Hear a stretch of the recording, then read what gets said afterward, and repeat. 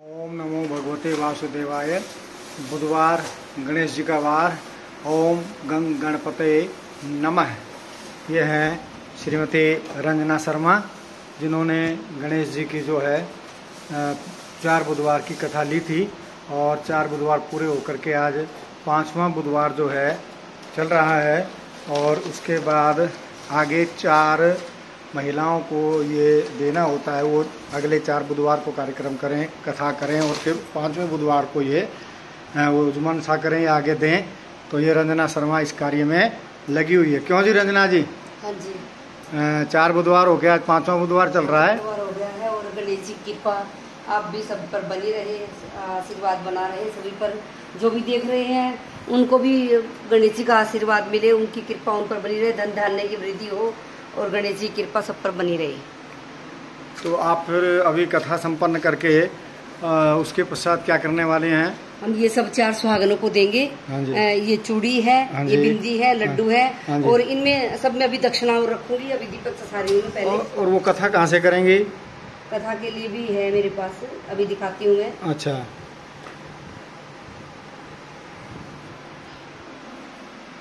ये जो है दीप प्रज्वलित हो गया है और ये लगता है पंखा थोड़ा तेज चल रहा है।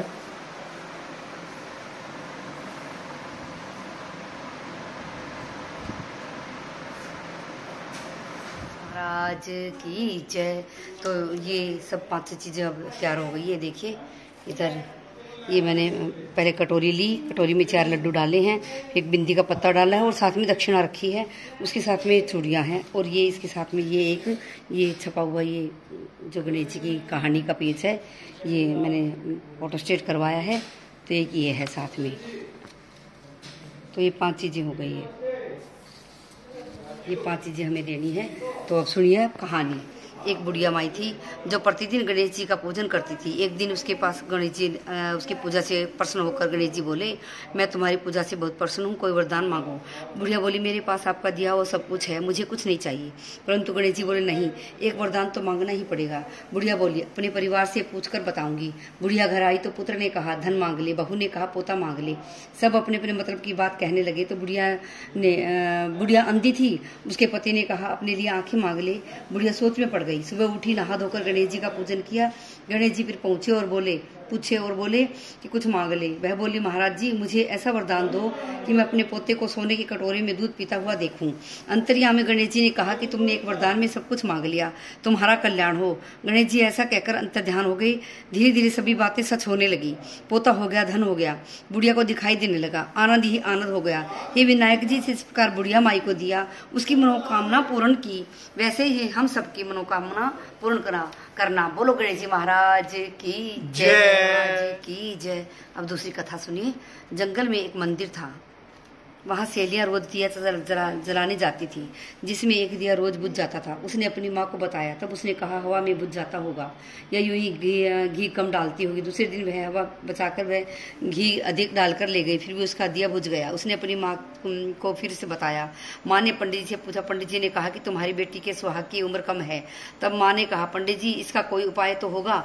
तब पंडित जी ने कहा कि 15 दिनों तक गणेश जी की पूजा करो, दिया जलाने श्रद्धा भक्ति सहित भोग लगाओ।